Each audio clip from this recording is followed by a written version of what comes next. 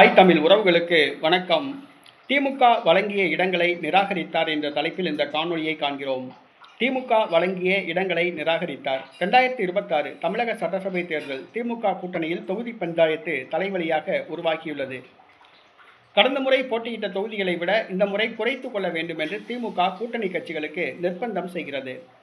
ஏனென்று சொன்னால் பாட்டாளி மக்கள் கட்சி, தேமுதிக, மனிதநேய ஜனநாயக கட்சி, மூவேந்தர் புலிப்படை என்று பல குட்டி கட்சிகள் திமுக கூட்டணியில் இணைந்துள்ளன. அந்த கட்சிகளுக்கு தொகுதிகள் கொடுக்க வேண்டியிருப்பதால் கடந்த முறை திமுக கூட்டணியில் உள்ள கட்சிகள் கடந்த முறை போட்டியிட்ட தொகுதிகளை விட குறைவாக பெற்றுக்கொள்ள வேண்டும் என்று திமுக தரப்பிலிருந்து நிர்பந்தம் கொடுக்கப்பட்டுள்ளது.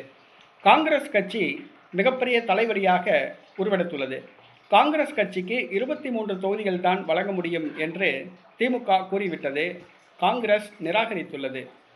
23 தொகுதிகள் திமுக வழங்கியது, அதை வாங்க மறுத்துவிட்டது. 40 தொகுதிகள் மற்றும் 2 ராஜ்யசபா உறுப்பினர் பதவி வேண்டும் என்று திமுகவிடம் காங்கிரஸ் கோரிக்கை வைத்துள்ளது.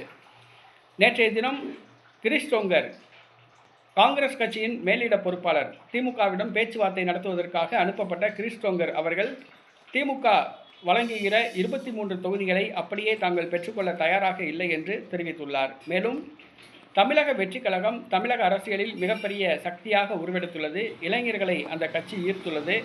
அந்த கட்சியை புறக்கணிக்க முடியாது என்று தெரிவித்துள்ளார். தங்களது கட்சியை தமிழக வெற்றி கழகம் அங்கீகரித்துள்ளது என்று தெரிவித்துள்ளார். ஆகவே 40 தொகுதிகளை கேட்டு காங்கிரஸ் திமுகவுக்கு கோரிக்கை வைத்துள்ளது. ஆனால் திமுகவோ 23 தொகுதிகளை வழங்க முன்வந்தது. திமுக வழங்கிய தொகுதிகளை பெற்றுக்கொள்ள காங்கிரஸ் மறுத்துவிட்டது. இன்னும் ஒரு சில நாட்கள் கழித்து பேச்சுவார்த்தை தொடங்கும் என்று எதிர்பார்க்கப்படுகிறது. பேச்சுவார்த்தை வெற்றி பாதையில் முடியுமா, தோல்வி பாதையில் செல்லுமா என்பதை பொறுத்திருந்து பார்ப்போம்.